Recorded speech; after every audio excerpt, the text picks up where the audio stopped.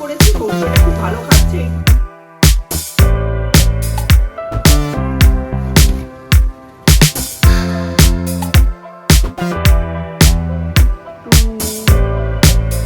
বললাম কখন ওরা চাকার মধ্যে জড়িয়ে যাবে দেখবে। স্যার ওইটা না, ওইটা একদম চাকায়। স্যার একটু হর্ন না দিলে ওরা বুঝতেই পারে না, হর্নটা দেবে। চলো চলো, তোর কি গরম, ভাল লাগছে না না? শেষের দিকে এরকম গরম পড়ার মানে হয়?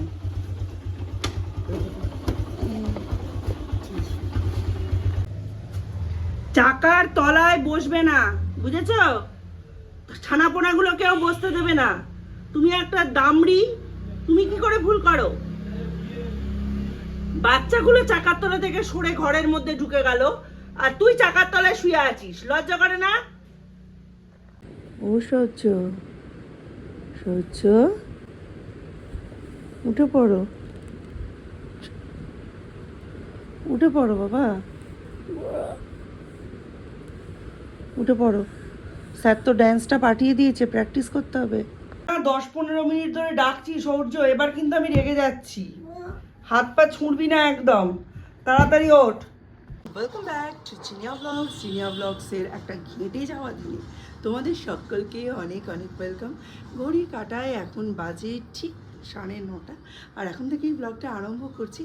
আজকে আমরা উঠেছি অনেক তাড়াতাড়ি, হ্যাঁ অনেক তাড়াতাড়ি, কারণ সৌম্যর পড়া ছিল 7:30 থেকে, কিন্তু ও স্যার তো 8টার আগে আসেন না। তাই ও এই উঠছি 5 মিনিট 7 মিনিট 2 মিনিট করতে করতে 8টা বাজতে 10-এ ঘুম থেকে উঠে দৌড়ে বেরিয়ে গেছে। আর তারপরে ওর স্যার করেছে ফোন।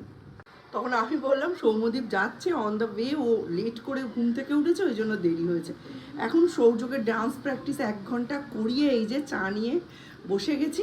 আর সব থেকে বড় যে ব্যাপার সেটা হচ্ছে যে ডান্সটা নাকি ওর ভীষণ হার্ড লাগছে।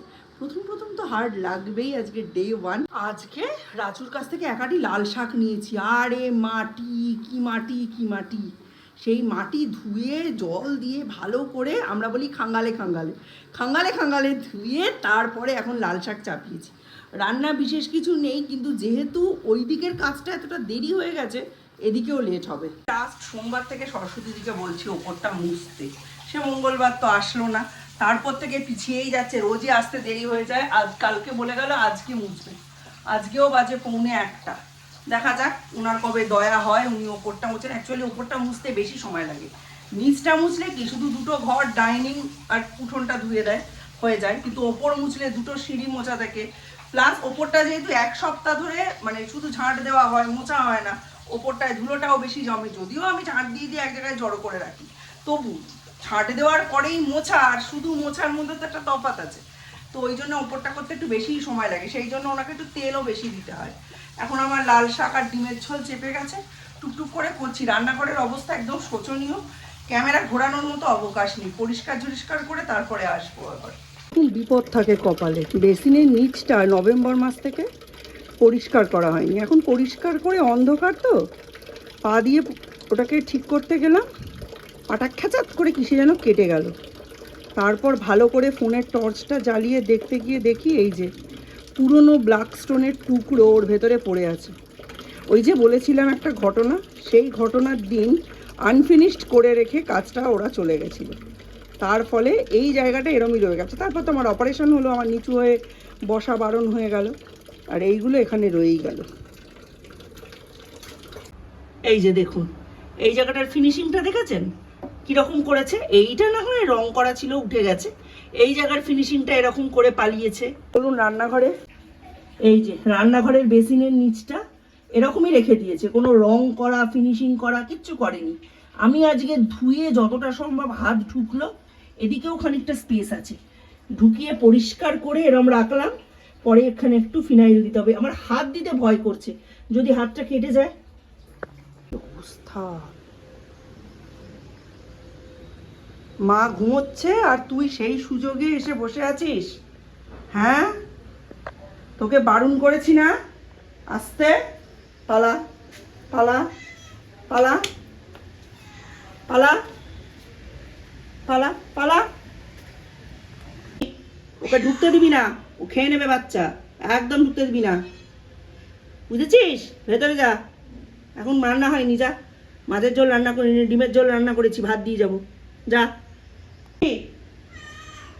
ও পিরিত করে ঢুকিয়েছো ওকে? কথা বলতে আসছো কিসের জন্য?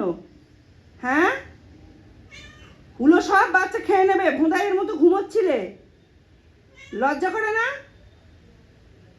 মা হয়তো বাচ্চা পাহারা দিতে পারো না, এখনো আমি দুধ ভাত দিতে পারছি না, আর মাছের ঝোল ভাত এখনো রান্না হয়নি সেরম, ডিমের ঝোল ভাত করেছি, দিয়ে যাবো পরে, একটু একটু দেবো, যদি খাস তাহলে ডিমের ঝোল ভাতই দেবো, ঠিক আছে? ওটাকে ঢুকতে দিবি না, বাচ্চা খেয়ে নেবে, এমনি 3টে নয়, 5টা নয়, 7টা নয়, 2খানা বাচ্চা। হাই, কি গরম কি গরম! সরস্বতী দিদি একটাই এসেছে আর বাড়ি গেল 2:15, তাও একটা কড়া রেখে। 2:15 গেল। আমি এখন জামা কাপড় কাচ্ছি, কেচে মেরে দেবো, ড্রাই করে, ওর মধ্যে শুকিয়ে যাবে, জল ভরবো। রান্না কমপ্লিট, এখন কালকে রান্নাগুলো সব গরম করছি। কালকে রাতে বেগুন ভেজেছিলাম, তারপরে আর কি করেছিলাম, উচ্ছে আলু চচ্চড়ি করেছিলাম। সৌর্য ভীষণ ভালো উচ্ছে আলু চচ্চড়ি খাচ্ছে। এই বেগুন ভাজাগুলো গরম করলাম লোহার তাওয়ায় দিয়ে, আর এখন উচ্ছে চচ্চড়িটা গরম করছি। দেখো, উচ্ছে আলু বেগুন পেঁয়াজ দিয়ে একটা চচ্চড়ি করেছি, সৌর্য এটা খুব ভালো খাচ্ছে, এইটুকু বের করেছি, আরও খানিকটা আছে। তো এটা আমি আর সৌর্য খাবো। সৌম্য না কিরম মুখ ভ্যাটকাচ্ছে, একটু খেতে চায় না গো। আর এইদিকে এই যে 3টে ডিমের ঝোল, ডাল রয়েছে বাইরে, আর ভাত। বাকি এইগুলো কিচ্ছু গুছানো হয়নি, থাক, এখন আর এনার্জি পাচ্ছি না, বিশাল গরম লাগছে, হাত পা কেমন খুলে খুলে আসছে। এর মধ্যে ডাল আছে, এর মধ্যে ভাত আছে, খুব টায়ার্ড হয়ে পড়েছি। আজকে চিকেন কি সস্তা, কি সস্তা, 138 টাকা কিলো। আমি আনলাম না, বাড়িতে মাছ রয়েছে, ডিম রয়েছে, বেকার চিকেন এনে কি করব। আর এমনিতেও মাসের একদম শুরুর দিক, এখনও মিস্টার বিশেষের মানে হাতে সেরকম টাকা আসেনি, তারপর প্রচুর খরচা হয়ে গেল না, এই যে বিয়ে বউ ভাত সব খেতে গেলাম, লোকনাথ পুজোয় খরচ করলাম, সব মিলিয়ে মিশিয়ে একটু হাত টান। সরস্বতী দি আজকে 3 কিলো চিকেন নিয়েছে, নিয়ে এখন আমাকে সরস্বতী দি খবরটা দিল, বললো জিনিয়া 3 কিলো চিকেন নিয়েছি, জানো তো অনেক দিন পর, আমরা 4-5 দিন ধরে খাবো না, 3 কিলো চিকেনে 5 দিন হয়ে যাবে? বলছে হ্যাঁ, তুমি ভাবছো কেন, তোমরা তো 3 জন 4 জন, আমরা তো 2.5 জন। হ্যাঁ, মানে সরস্বতী দি খাবে, সরস্বতী দির ছোটো ছেলে আর নাতি। হ্যাঁ, ছোট মানে দাদা খান না, আর বড় ছেলে বড় বৌমা খাবে না। হ্যাঁ, সেই জন্য তো 5 দিন হয়ে যাবে। বাপরে, তুমি হেভি ভালো বিজনেস করে নিলে। অনেকদিন হলো এগুলো রোদে দেওয়া হয়নি, এই যে এগুলো বুড়ো পাতা, বুড়ো পাতা রাখা যাবে না, গোড়া পচে গেছে, ঠিক আছে? এইবার এটাকে রোদে দিতে হবে কয়েকদিন, নইলে না গোড়া পচে গাছগুলো নষ্ট হয়ে যাবে। এদিকে আরেকটা করেছে, এইটা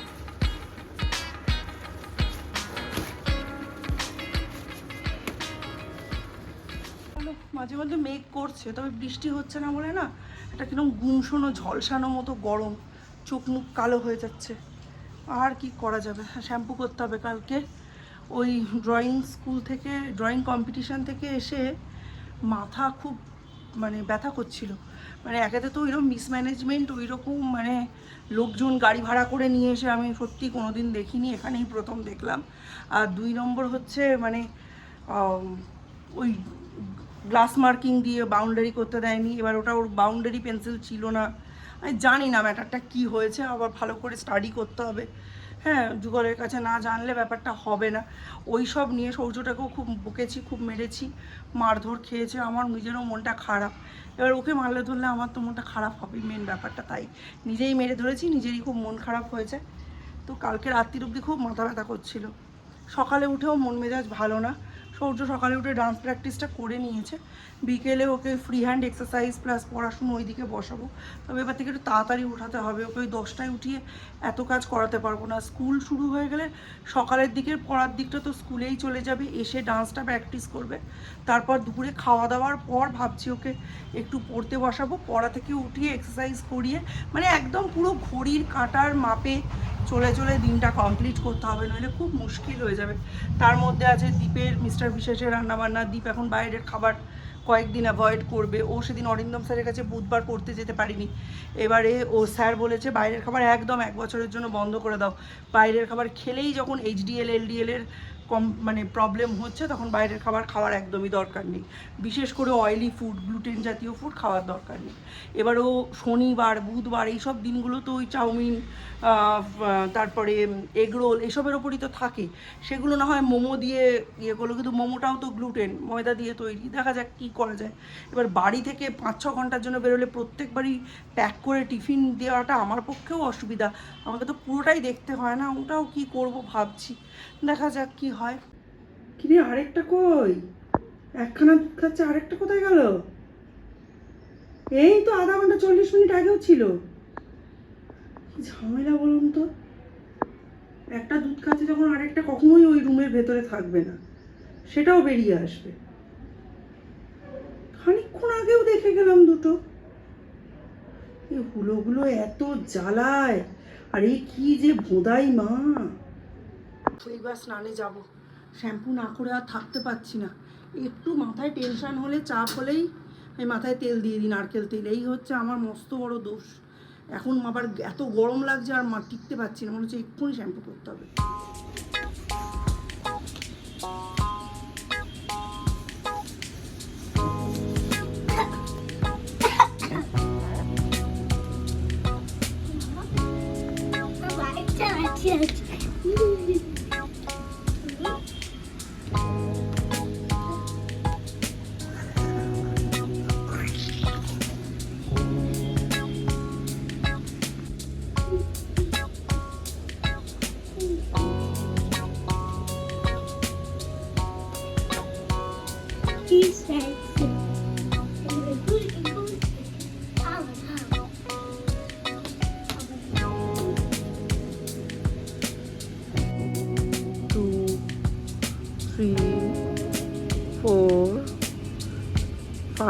তাড়াতাড়ি 6, 7, 8, 9, 10 অ্যান্টি ক্লকওয়াইজ, উল্টো দিকে।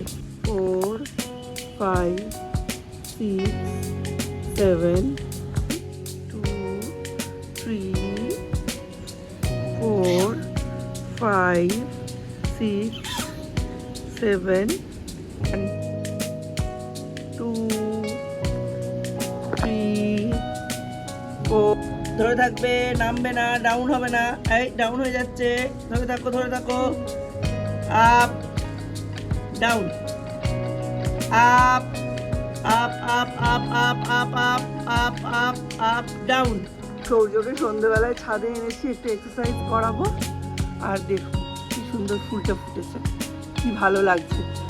এখন বেশ কয়েকদিন আসা হয়নি ছাদে, তাই কি ফুল ফুটেছে না ফুটেছে কিছুই দেখা হয়নি, আপনাদেরও দেখানো হয়নি।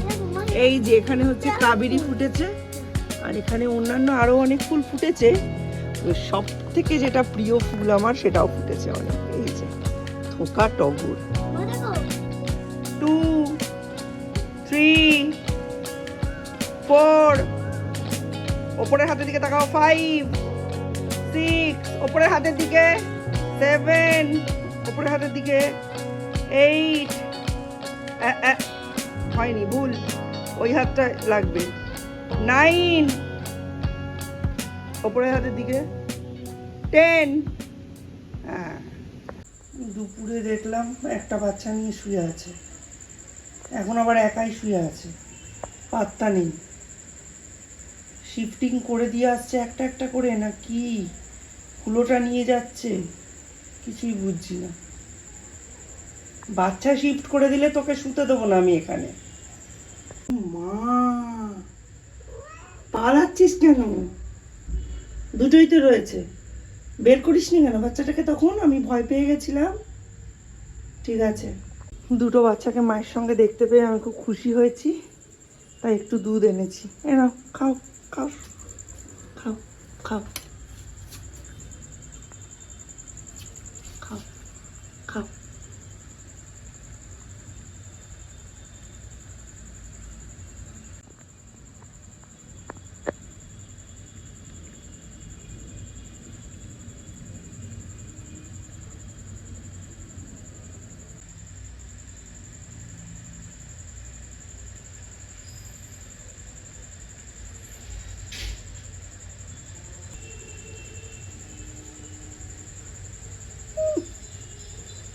বুকের দুধ ছাড়া খেতে শেখেনি, সে আবার এসেছে ভাগ বসাতে।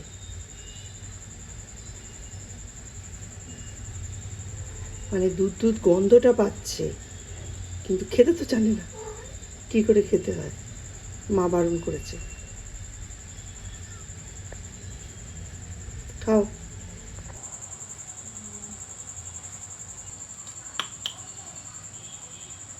চলুন, আর কি, এখন তো বিড়ালদের মা হয়েছি, ষষ্ঠীর ছানা পোনাদের নিয়ে দিন কাটছে। তো আজকের মতো ব্লগটা এখানেই শেষ করছি। এবার পড়তে টড়তে বসাবো, নতুন ব্লগে দেখা হবে। Tata. Check the mic and make sure it sound right, boys.